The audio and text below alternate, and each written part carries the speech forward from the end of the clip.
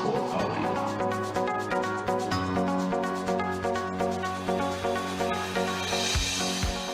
10 de la mañana con 50 minutos.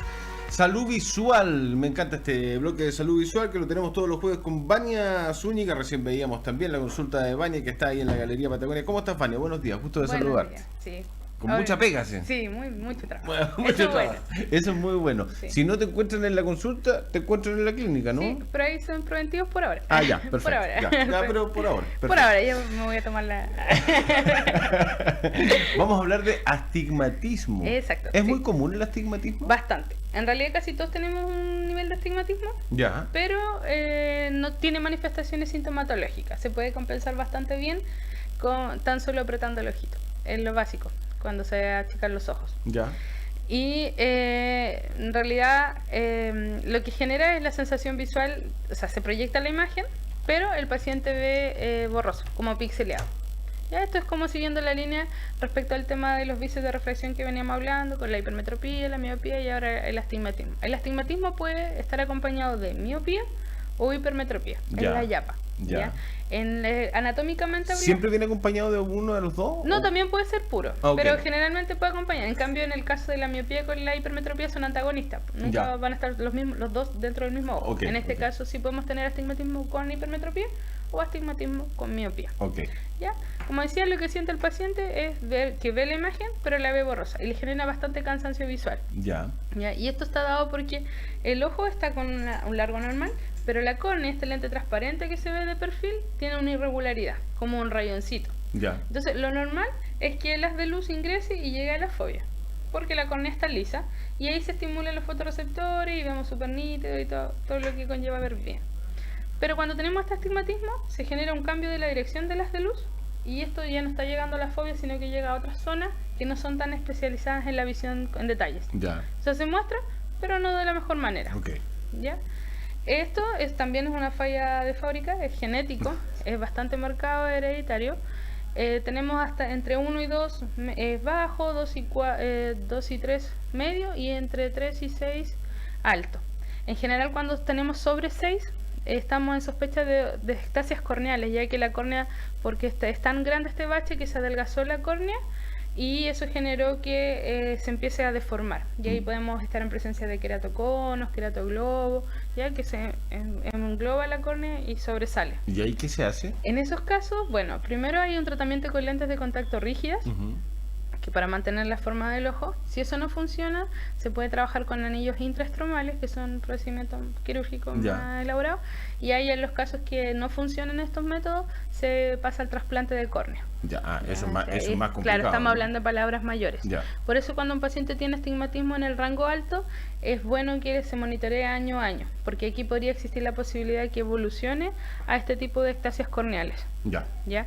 Es bastante molesto el astigmatismo, sintomatológicamente hablando. Ya. Como decía, todos tenemos casi un nivel, muy rara vez he visto un ojo 0,0 que no tenga nada. Ya. Ya siempre hay un menos 0,25, un menos Un 0,50, poquito, claro. que casi no lo debe ni notar Claro, el paciente. claro, que con solo el fil lagrimal rellena el bache y no se percibe Ya. la distorsión en la imagen. Pero cuando el paciente sí es sintomatológico, ahí el paciente tiene muchos dolores de cabeza. Siempre los dolores de cabeza relacionados con la falta de lentes van a ser frontales. Ah, qué buen, ¿Ya? qué buen tips Sí, ese, eso es buen dato. siempre, porque a veces me dicen, no, me duele acá, estos Ya. están relacionados más con estrés. Ok. ¿Ya? En esta zona O está mala relacion- posición, de Exacto. repente. Acá, en Pero la en frente. exacto, porque cuando tratamos de hacer acomodación para ver mejor, o sea, compensar el astigmatismo, apretamos los ojos y eso contractura los músculos perioculares y el ceño también se frunce y también eso desencadena la cefaleación. Ah, o sea, mire, qué buen dato y qué buen tema. Es decir, que producto de que uno fuerza la vista, arruga los ojos, Ajá. frunce el ceño y los músculos hacen que te duela esta parte. Exacto. No, Se no es contractura. producto de que el ojo hace que tengas Exacto, algún dolor, sino que no es muscular. exacto. Es por el mecanismo de compensación Ok. que genera el paciente, el que genera la sintomatología. Dale. Porque el vicio de reflexión en sí va a generar la sensación de que la imagen no es nítida, ¿no? Mm. ¿Ya? Obviamente es súper importante evaluarlo en niños. Como hemos repetido todas las veces, cuando contra antes lo detectemos y lo tratemos, mucho mejor va a ser el pronóstico visual, sensorialmente hablando, para el paciente. Ya se corrige con lentes ópticos, en caso también se puede corregir con lentes de contacto, y lo que hemos hablado también respecto al tema de la cirugía láser, pero ahí está un poco en tema de boga este procedimiento. En Estados Unidos y en Europa está cuestionándose un poco el tema, y hasta que no haya algo como claro cuáles son los reales resultados, están pidiendo que tomemos con cautela ese procedimiento. Dejaron en stand-by por el momento, claro, hasta que salgan mayor porque información. Es un procedimiento que lleva entre 10 a 12 años, entonces recién ahora se están viendo como los resultados de larga data, cómo están comportándose los pacientes. Entonces cuando me preguntan, en realidad, en mi opinión, en realidad es que lo dejen un poco y que se regularice el protocolo y se hagan los ajustes necesarios. Ok, es genético, me dijiste, el astigmatismo. Sí, hereditario. O sea, los papás heredan. Y esto tiene una condición especial porque no afecta a toda la córnea. O sea, si yo miro el lente de frente y pongo un transportador, ¿ya? No afecta a toda la superficie, ¿ya? Sino que a un eje, a una posición.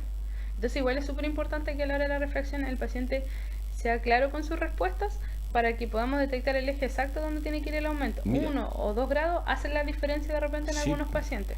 O sea, igual debe ser complejo el lograr el ajuste y el poder descubrir dónde está el problema. Exacto. El autorrefractómetro nos entrega un mapa y nos dice dónde debiera ser o el rango donde pudiera estar. Ya. En general, yo en la consulta dejo que cuando el paciente entiende bien las instrucciones, él pueda ajustar y buscar la posición exacta. Entonces es mucho más certero, y en realidad es que pasa algo muy cómico, entre comillas, con los pacientes, porque como ven mal, cualquier cosa que vean va a ser mejor. Entonces cuando ellos aprenden a ver, ahí después ellos pueden ajustar bien, porque yo le explicaba a una paciente, le decía, cuando uno tiene hambre, cualquier comida es rica, pero cuando uno está saciado, es mucho más exigente con los sabores, con los detalles. Eso mismo pasa con el tema de los lentes.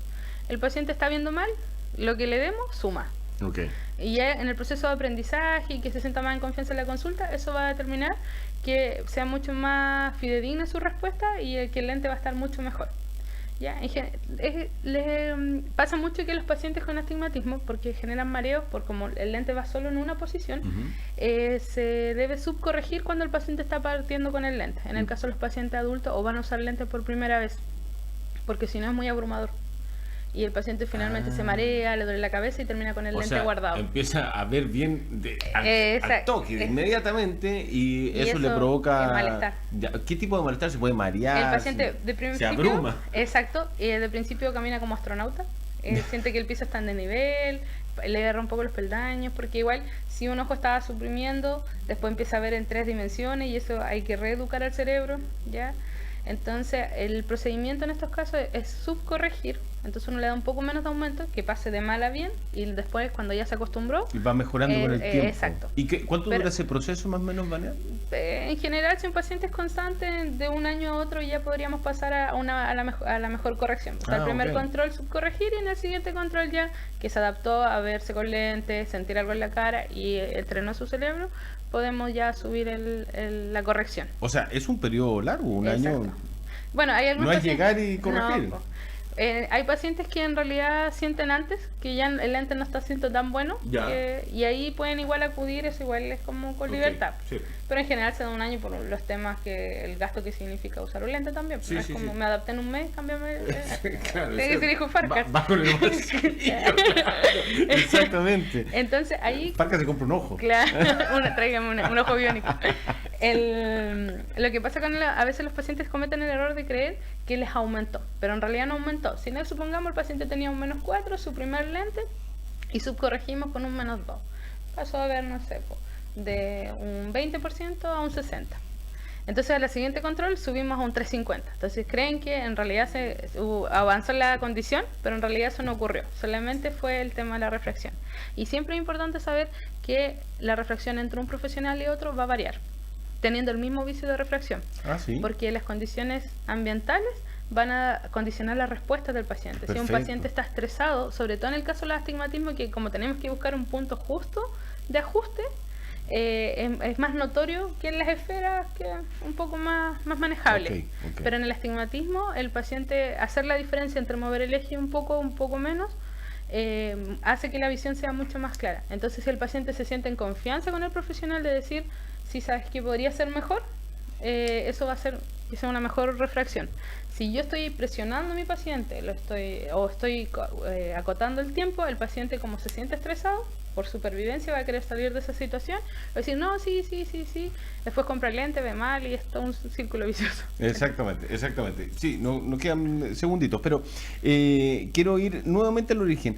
Como es hereditario el tema, lo podemos descubrir a temprana edad. Exacto, ¿cierto? idealmente. Ya, y si no lo logramos descubrir, y además estas generaciones que somos un poquitito más viejos, somos re malos para ir al oculista, entonces hay que empezar a crear el hábito y la educación de la gente que tiene que ir a hacerse control. Claro, Ojalá una vez al ¿no? año hacer el tema, no dejarse pasar, porque igual hay otras muchas condiciones que no están asociadas al lente, que contra antes se pesquisen es mucho mejor el pronóstico visual. Exactamente. Entonces, las personas debieran aprender y tomar una conducta más preventiva que ya llorar sobre la leche derramada. Sí. ¿Y cuáles son, me dijiste, ya, el dolor frontal de cabeza? Sí. ¿Y qué otra cosa? El ver borroso. El claro, ver borroso de cerca y de lejos. Exacto. Eso lo mismo como se proyecta la imagen, va a ser borroso. Okay. Y el hecho de darse cuenta de que está apretando los ojos, o si uno ve que los niños están apretando los ojos para ver. Claro, porque con el ojo apretado el paciente puede llegar al 100%, pero tiene un esfuerzo visual y eso es lo que afecta la calidad de vida del paciente. ¿Y va empeorando? Claro. O sea, la sensación, sobre todo cuando aumenta hay una mayor demanda visual, sobre todo ahora los chicos que usan muchas pantallas, que siempre los textos, si no es el celular, el tablet. Antes uno no se da cuenta porque andaba comiendo tierra y jugando en la calle, no se da cuenta. Y ahora que los niños de ahora no. Y la luminosidad de las pantallas igual inciden en cómo uno puede cómo uno percibir, percibe, ¿no? la calidad de la imagen. Me encanta lo que es salud visual con Vania Zúñiga, que se va rauda a atender pacientes para la consulta, ¿no? Sí, porque era la 11. Sí, pues. A mi paciente que me espere, por favor. Vania Zúñiga, muchas gracias por acompañarnos. Que esté muy bien. Nos vemos la otra semana. Pausa y ya volvemos. Vania Zúñiga, tecnóloga médica.